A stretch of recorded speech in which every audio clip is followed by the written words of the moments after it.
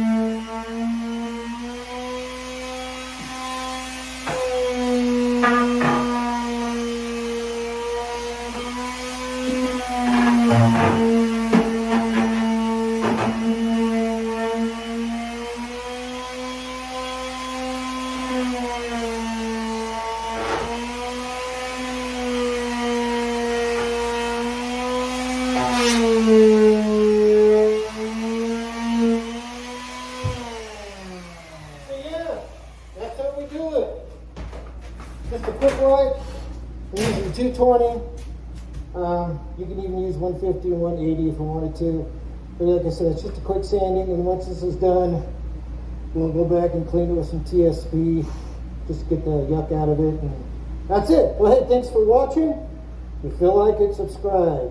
I'll be doing more videos and how-tos each and every day. Thanks, guys. Have a wonderful day.